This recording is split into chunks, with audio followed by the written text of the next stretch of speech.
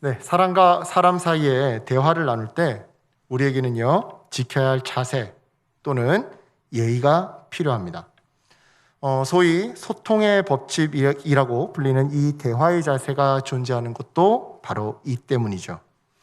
그래서 특별히 오늘 이번 설교를 준비하면서 이 소통의 법칙에 대해서 시중에 나와 있는 책들을 좀 찾아봤는데요. 하나님의 일반 은총이라는 이 측면에서 특별한 영감을 주는 거는 그렇게 별로 없더라고요. 그래서 찾다 우연히 모 방송에서 소개된 유재석의 10가지 소통 법칙이라는 것을 찾게 되었습니다. 여기서 잠시 그걸 소개해 보도록 하겠습니다. 1. 앞에서 할 수 없는 말은 뒤에서도 하지 마라. 뒷말은 가장 나쁘다. 2.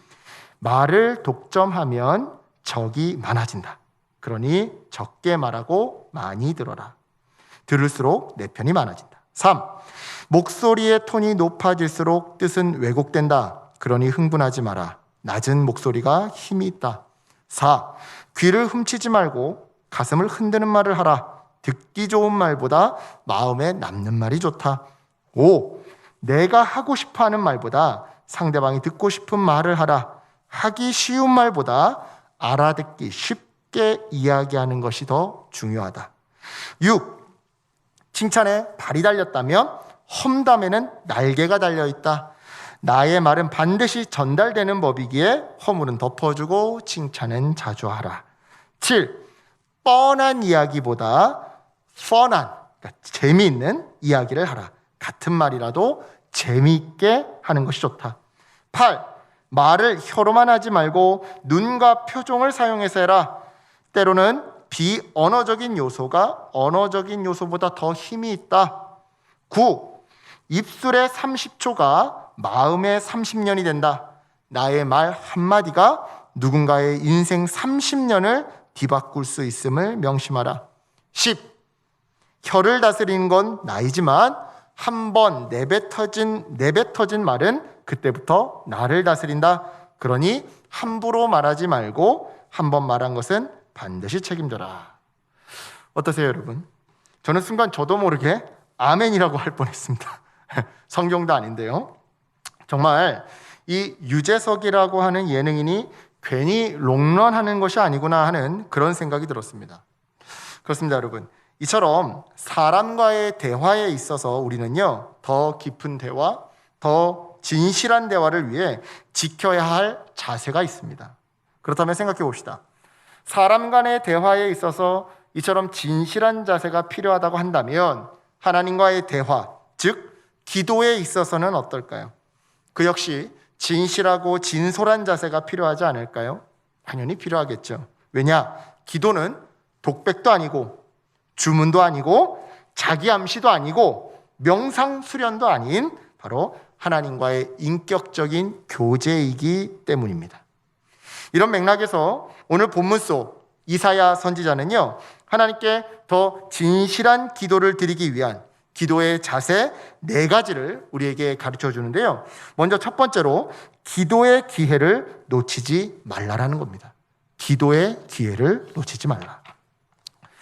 여러분, 바다를 나가보면요, 물이 들어올 때가 있고요, 물이 나갈 때가 있습니다. 따라서 그에 따라 노를 저어야 할 때가 있고요, 노를 쉬어야 할 때도 있죠.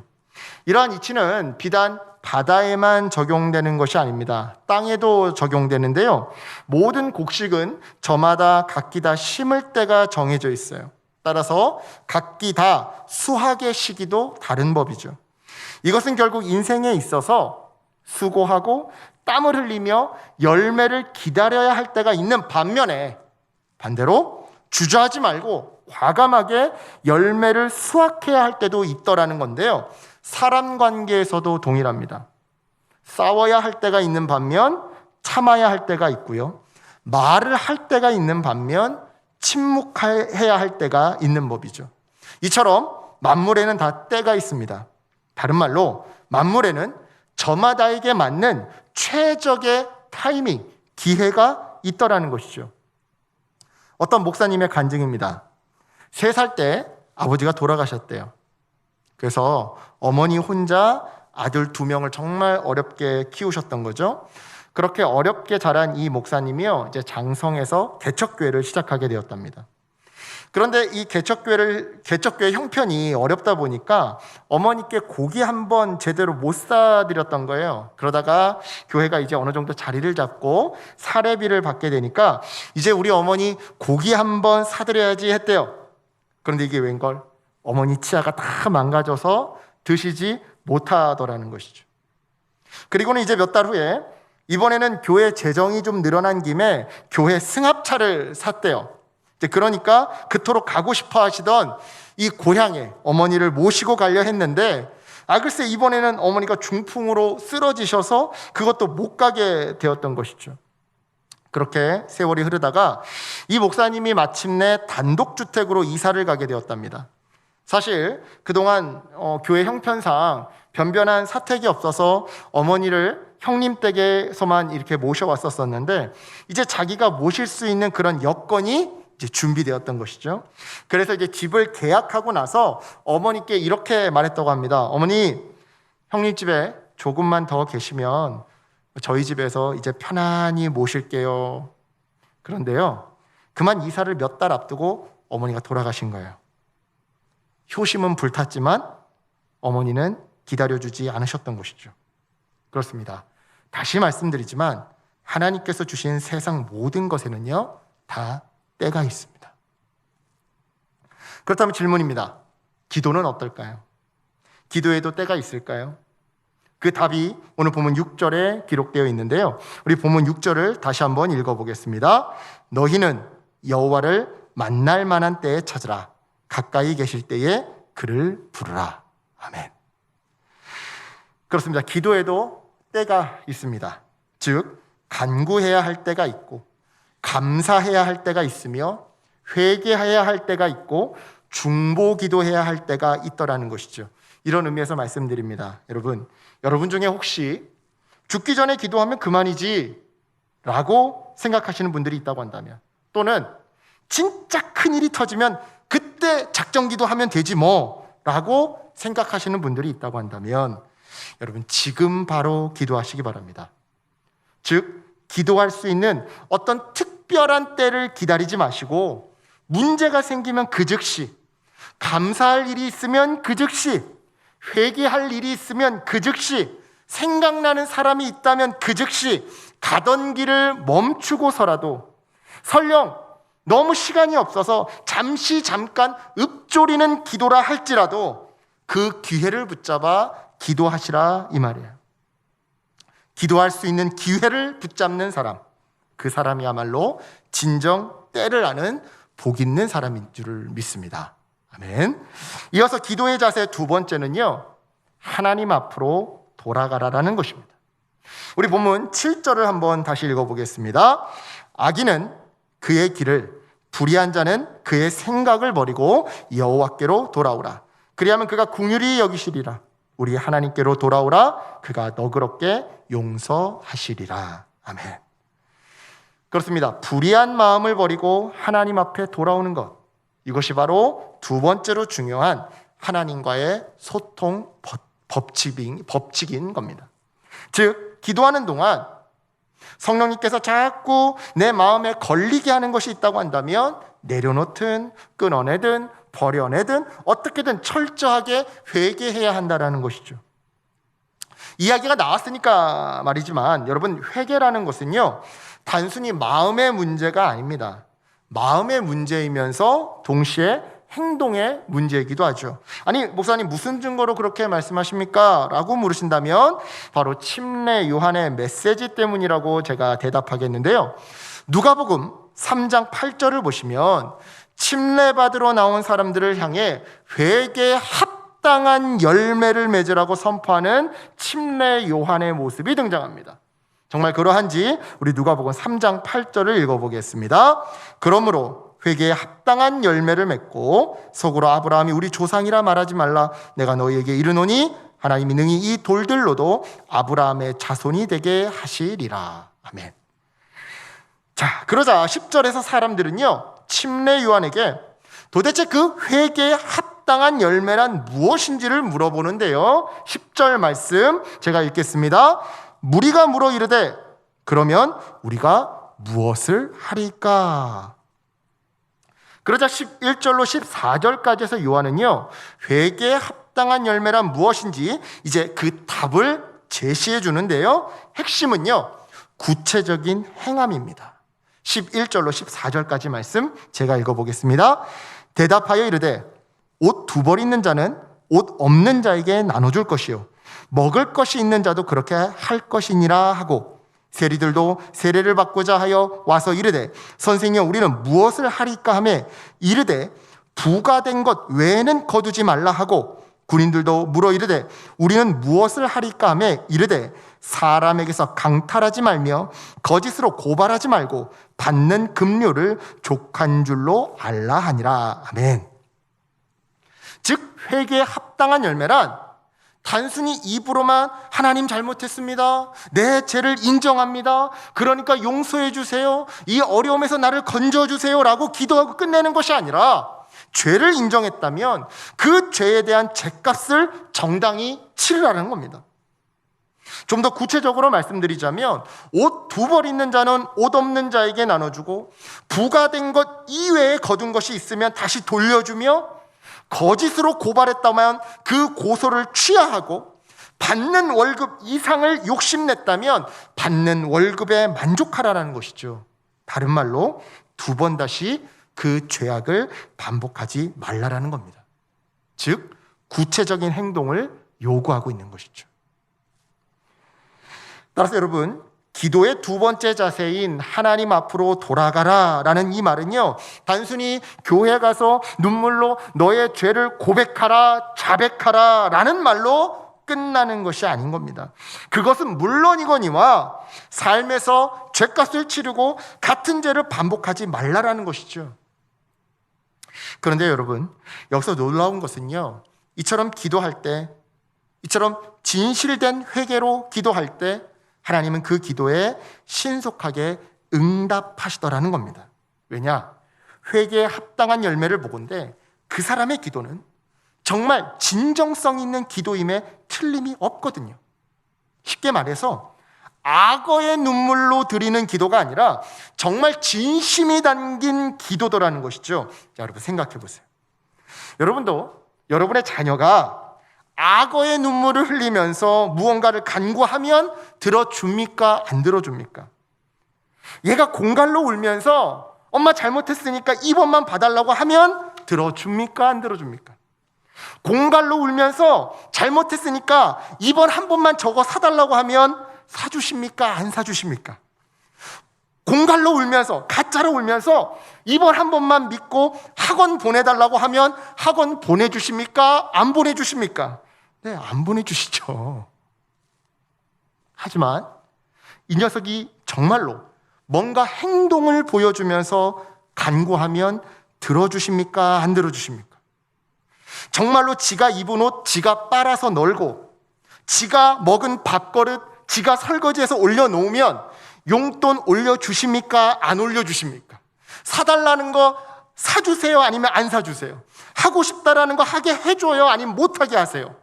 당연히 하게 해주시죠. 그죠? 왜냐?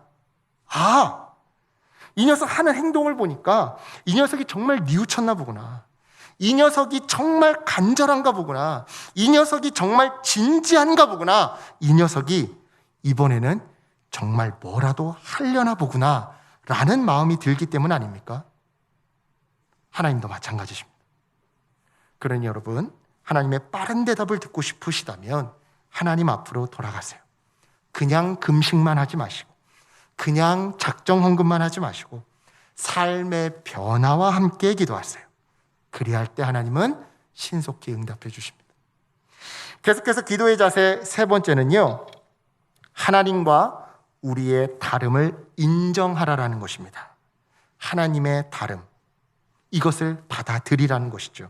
먼저 우리 본문 8절을 다시 한번 읽어보겠습니다. 8절입니다. 이는 내 생각이 너희의 생각과 다르며 내 길은 너희의 길과 다름이니라, 여호와의 말씀이니라. 아멘. 여러분, 지금 이 8절이 말하는 다름은요, 수평적인 의미에서의 다름입니다.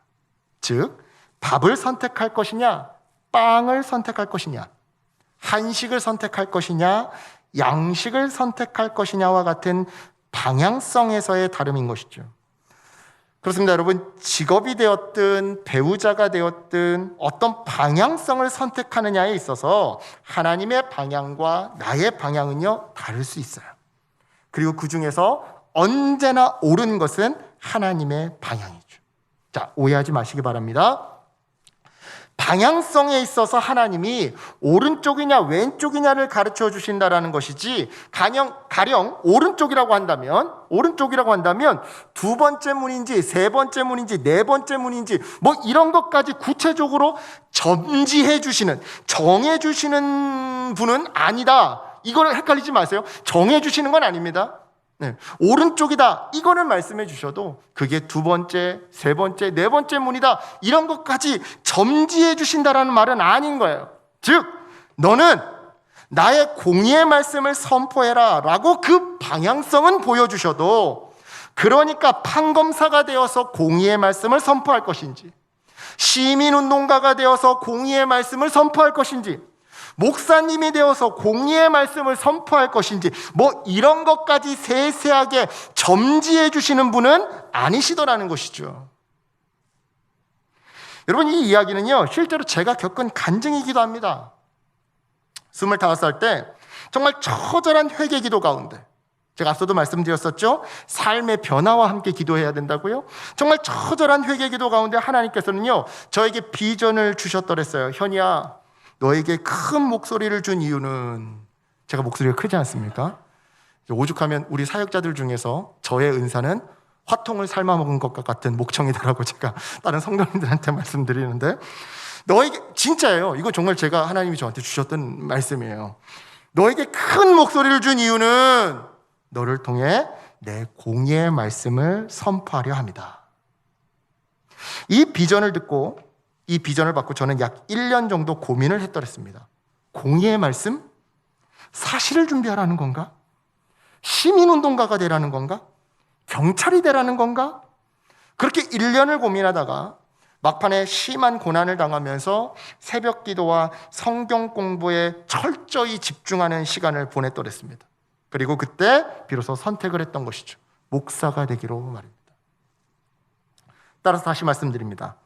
하나님의 기도응답은요, 대부분의 경우, 자, 다시 말씀드립니다. 오해하지 마세요. 모든 경우라는 게 아닙니다. 어떤 경우에는 정말 세세하고 세밀하게 보여주시는 경우도 있어요. 하지만 일반적인 경우 하나님의 기도응답은요, 방향성이라고 하는 나침반으로 나타납니다. 즉, 아주 특별한 상황을 제외하고는 그 깜깜한 지도를 그려나가는 것은 하나님께서 우리에게 선택의 자유로 선물로 남겨주시더라는 것이죠. 마찬가지로 너는 일은 잘하는데 말 실수가 많으니까, 말을 함부로 하니까 말을 조심하게 하는 여자를 만나라 라고 그 방향성은 보여주셔도, 그러니까 말 실수가 없는 순자를 만날지 말자를 만날지 진주를 만날지 뭐 이런 것까지 점지해 주시는 분은 아니더라는 것이죠. 이 역시도 제 이야기입니다. 제 아내 이름이 진주거든요. 26살에 목사가 되기로 감정하고 나니까 그 다음으로 결혼이 걱정인 거예요. 그래서 배우자를 놓고 기도했더니만 하나님이 너는 말실수가 많아. 감정이 격해서 너무 감정이 이렇게 복받쳐서 말하다 보면 말실수가 많아. 그러니까 말을 조심하게 하는 여자를 만나라라고 말씀해 주시더라고요. 그래서 29살에 선택한 여인이 말을 이쁘게 하는 진주였던 겁니다. 똑같이 이쁘게 하는 순자, 말자 다 쳐다도 안 보고 말이죠. 따라서 여러분, 거듭거듭 말씀드립니다. 하나님은요, 구체적인 세부 선택은 우리에게 자유로 남겨주셔요. 다만 그 방향성에 있어서 우리가 정말 생각지도 못했던 방향으로, 우리의 생각과는 전혀 다른 방향으로 우리를 인도하시더라는 것이죠. 그렇다면 이번에는 9절을 한번 보겠습니다. 9절 말씀 제가 읽겠습니다. 이는 하늘이 땅보다 높음같이 내 길은 너희의 길보다 높으며 내 생각은 너희의 생각보다 높음이니라. 아멘. 여러분, 여기서의 다름은요, 아까 8절과는 좀 다릅니다. 지금 이 9절에서의 다름은요, 수직적인 의미에서의 다름이에요.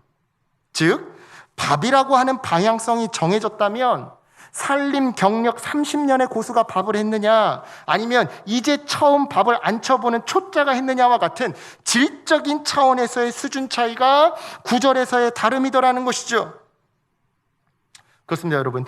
같은 곳을 바라보며 같은 길을 걷고 같은 일을 한다고 하더라도 부모와 자녀의 생각에는요, 그 깊이에 있어서 차이가 날 수밖에 없어요. 이러한 맥락에서 우리의 영적 아버지 되시는 하나님의 생각은요, 당장 내 눈앞에 한 수만 내다보는 우리의 생각을 뛰어넘어서 열수, 아니 백수를 내다보시며 우리를 인도하시더라는 것이죠. 따라서 여러분, 이처럼 하나님의 생각은 수평적으로나 수직적으로나 우리와 다르다는 것을 인정하시고요, 더 나아가서는 순종하시기 바랍니다. 여러분, 사실 기도는요, 어떤 의미에서 순종하려고 하는 거예요. 이게 무슨 말이냐? 자, 여러분, 지금까지 들으셨던 이야기를 한번 곰곰이 곱씹어 보세요. 하나님의 생각은 우리와 다르대요. 그 방향성에 있어서 언제나 가장 좋은 방향으로 인도하시고요, 또 여러 상황을 고려함에 있어서 그 깊이가 어마무시하게 깊대요. 그렇다면 우리는 왜 기도하는 걸까요? 어차피 우리와는 수평적으로나 수직적으로나 다른 하나님의 그 생각대로 될 건데, 우리는 왜 굳이 내 어긋난 생각을 기도로 하나님께 설명하고 브리핑하고, 또한 내 얄팍한 이 계획을 기도로 하나님께 설득하면서 하나님 이렇게 해주세요, 왜 이렇게 기도하냐, 이 말이죠. 여러분, 이 부분에 있어서 다시 말씀드리지만 기도는 대화예요. 사귐이에요. 사귐, 대화. 즉 수평적으로나 수직적으로나 서툴기만 한 어린아이들이 훨씬 성숙한 부모님과 대화하면서 부모님의 생각에 설득되고 그 과정에서 성장하고 배워나가고 성숙하듯이 우리도 기도라고 하는 이 대화를 통해 하나님의 생각에 설득되고 그 과정에서 성장하고 성숙해 가더라는 것이죠. 그래서 방향은 정해져 있다 하더라도 우리는 기도하는 겁니다.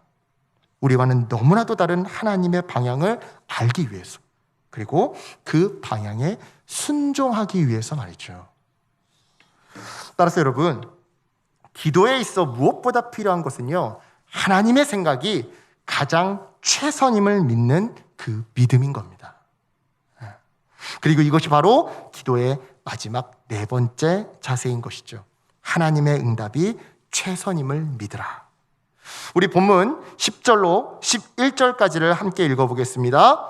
이는 비와 눈이 하늘로부터 내려서 그리로 되돌아가지 아니하고 땅을 적셔서 소출이 나게 하며 싹이 나게 하여 파종하는 자에게는 종자를 주며 먹는 자에게는 양식을 줌과 같이 내 입에서 나가는 말도 이와 같이 헛되이 내게로 되돌아오지 아니하고 나의 기뻐하는 뜻을 이루며 내가 보낸 일에 형통함이니라. 아멘. 그렇습니다. 비와 눈이 하늘에서 내려서 땅을 적시고 싹을 틔우며 열매를 맺게 하고 먹거리를 주며 씨앗을 선물한 후에야 다시 강과 바다로 흘러들어가 태양열로 증발되어서 수증기의 형태로 다시 하늘로 돌아가는 것처럼 하나님의 입에서 나오는 기도 응답도요, 하나님의 뜻을 이루고요, 우리에게 주신 사명, 우리 개개인에게 주신 그 비전을 성취하신 뒤에야 하나님께로 다시 되돌아가는 법입니다. 즉 하나님의 응답은 나뿐만이 아니라 내 가족과 이웃과 나아가서는 사회와 자연에게까지 가장 최고의 결과, 최상의 열매를 만들어내더라는 것이죠.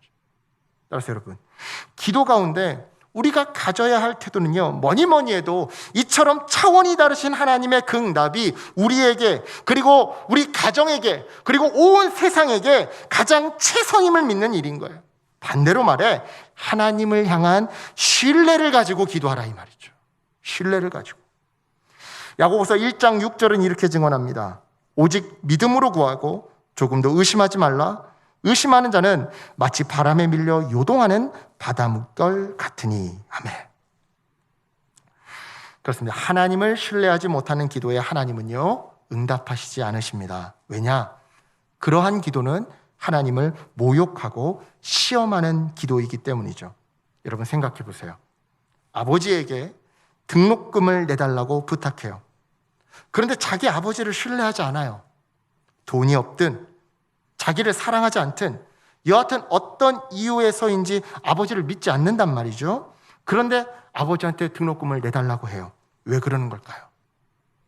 왜 믿지 않는 그 아버지에게 등록금을 내달라고 부탁하는 걸까요? 심리적으로 아버지를 시험하는 겁니다. 그리고 확인 사살을 하려는 것이죠. 거봐, 당신은 돈이 없든 날 사랑하지 않든 어쨌든 등록금을 내줄 사람이 아니었어. 여러분, 하나님을 이런 눈으로 바라보면서 하는 기도에 주님이 과연 기뻐하실까요? 여러분, 하나님을 모욕하지 마시기 바랍니다. 즉 하나님의 응답이 최선임을 신뢰하면서 기도하시라 이 말이죠. 여러분, 설령 하나님의 응답이 내 생각과 다르다 할지라도, 나는 A를 구했는데 하나님이 A가 아니라 B나 C를 주신다 하더라도, 심지어는 하나님의 기도 응답이 No라고 할지라도 하나님의 응답이 참된 형통의 열쇠인 거예요. 맞잖아요. 다시 본문 11절 보세요. 내 입에서 나가는 말도 이와 같이 마지막에 형통함이니라. 그러니 여러분, 무엇보다 이것을 믿고 기도하시기 바랍니다. 그리할 때 어떠한 상황 속에서도 주님이 나와 함께 하시는 바로 그 참된 형통의 역사가 우리에게 충만하게 나타난 줄 믿습니다. 아멘. 말씀을 정리하겠습니다. 오늘 본문 속 이사야를 통해 하나님은요, 기도의 자세 4가지를 가르쳐 주시는데요. 첫째, 기도할 수 있는 기회를 놓치지 말라. 둘째, 하나님 앞으로 회개하며 돌아가라. 셋째, 하나님의 응답이 우리의 소원과 다를 수 있음을 인정하라. 넷째, 하나님의 응답이 최선임을 믿으라가 바로 그것들입니다. 사랑하는 여러분, 믿음은 태도입니다. 담임 목사님께서 자주 말씀해 주셨죠? 똑같은 풀을 먹어도 뱀은 독을 만들어내고 젖소는 우유를 만들어내듯이 똑같은 고난을 겪어도 믿음이 없는 자들은 원망과 좌절을 열매 맺는다면 믿음의 사람들은 성장과 성숙을 열매 맺곤 합니다. 여러분, 이런 의미에서 태도와 비슷한 단어가 있습니다. 바로 자세예요. 자세. 즉 믿음은 자세이고 기도 역시 자세더라는 것이죠. 같은 기도를 하더라도 어떠한 자세로 기도하느냐에 따라 응답받지 못하는 불신의 기도가 될 수 있고요, 응답받는 믿음의 기도가 될 수 있는 겁니다. 다시 말해, 기도 응답의 열쇠는 기도를 하는 자세, 즉 하나님과 대화를 나누는, 하나님과 교제를 나누는 그 자세, 태도에 달려있다는 것이죠. 따라서 여러분, 기도의 응답은 기도의 자세에 달려있다라고 하는 이 영적 진리를 명심하시고 오늘 이사야를 통해 배운 이 4가지 기도의 자세를 마음 깊이 새기시기 바랍니다. 그리고 그렇게 기도하시기 바랍니다. 때를 놓치지 말고 기도하시고요, 삶의 회개와 함께 기도하세요. 또한 하나님의 응답이 내 기도 제목과 다를 수 있음을 인정하시고요, 그럼에도 하나님의 응답이 최선의 결과임을 믿고 기도하시기 바랍니다. 그래서 삶의 문제와 아픔 가운데 모두가 다 하나님의 그 최상의 인도하심을 받는 응답의 자녀 되시길 주님의 이름으로 간절히 축원합니다. 아멘. 기도하겠습니다. 하나님 감사합니다. 오늘 말씀을 통해 기도의 자세를 가르쳐 주시니 감사합니다.